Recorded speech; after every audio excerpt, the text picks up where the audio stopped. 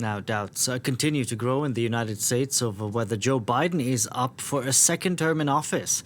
The president has blamed travel for his debate against Donald Trump. The administration has been desperately trying to dismiss last week's performance as a one-off, but now some Democrats are speaking out. We have all these things that he was masterful in helping to orchestrate, to write, and to pass. So he has a vision, he has knowledge, he has judgment, he has a strategic thinking, and the rest. He has a bad night. Now, again, I think it's a legitimate question to say, is this an episode or is this a condition?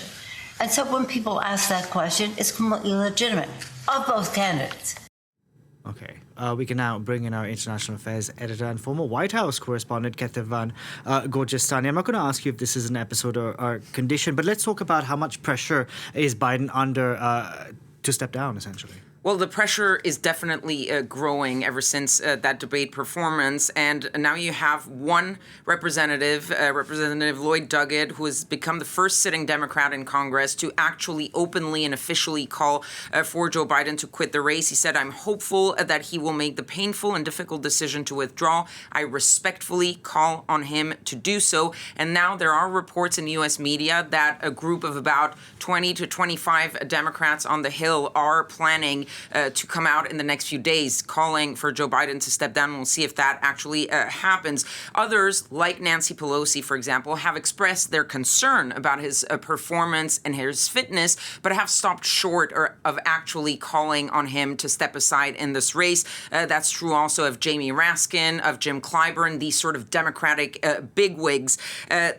But they're not just concerns about his fitness, about his ability to beat Donald Trump. There's also now growing concern on the Hill about the problem he could cause if he stays on the ballot for down ballot Democrats as they're trying to hold on to the Senate and to regain the House. So let alone lose the White House, but also possibly lose completely control of the Congress. But so far, the White House insists that Joe Biden is not going anywhere. He's pushing ahead. His closest advisors, including his family, like his wife, Jill Biden, like his son, Hunter Biden, have urged him to fight on. Instead, the strategy right now in the White House is go out and prove that this was indeed a one-off. Go out and prove that you are fit, and that is why you're going to see an event blitz coming in the next few days. You have a meeting with governors this afternoon expected. Also, a meeting with lawmakers sometimes in the next few days. Campaign events over the weekend. There's going to be a long interview with ABC's George Stephanopoulos that will be taped on Friday, and then we are expecting a big presser, only Joe Biden presser at the NATO summit next week. Those two things, a long interview and alone presser, is something he hasn't done for a long time. So they're really trying to put him out there to give the Americans and the Democrats this image of Joe Biden being Joe Biden, be doing well. We'll see if that gamble pays off. We'll see if that gamble pays off. Let's just, for argument's sake, assume that Joe Biden does listen to the voices outside and does, in fact, say, this is not for me. I've done it once, but that's enough. Who could potentially step in? At this late hour, we have less than 4 months to go until the election. Exactly. Well, there have been several names floating around because this idea of replacing Joe Biden has increased in recent days, but it was always kind of around. There's Gavin Newsom, the governor of California, who's also a top surrogate of Joe Biden. He was in the spin room right after that debate answering questions about Joe Biden's fitness. You have Josh Shapiro, the governor of Pennsylvania. You have Gretchen Whitmer, the governor of Michigan. Andy Beshear, the governor of Kentucky, which is a red state. Pete Buttigieg.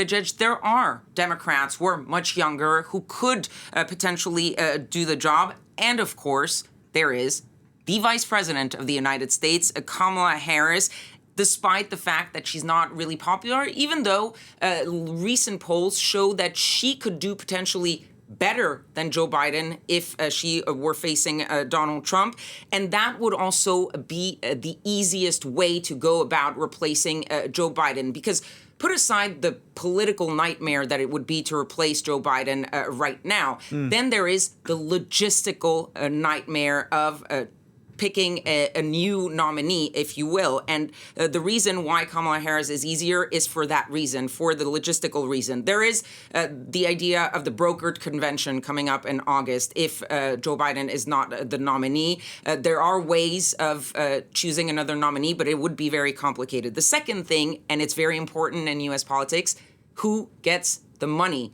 Joe Biden's ticket right now has about 90 million in its war chest. And technically and very easily, if Kamala Harris were to take over for Joe Biden, she's already on the ticket. It is a ticket that has her name on it. She very easily will inherit that money and can use it. If she remains VP with somebody else at the top of the ticket, or if the ticket is completely different, things get way more complicated, and that person would likely have to start fundraising basically from scratch. And with 4 months left, that is very, very complicated. And then there's the question of getting on the ballot for the general election in time. Most of the certification deadlines are in late August after the official convention of the Democratic Party.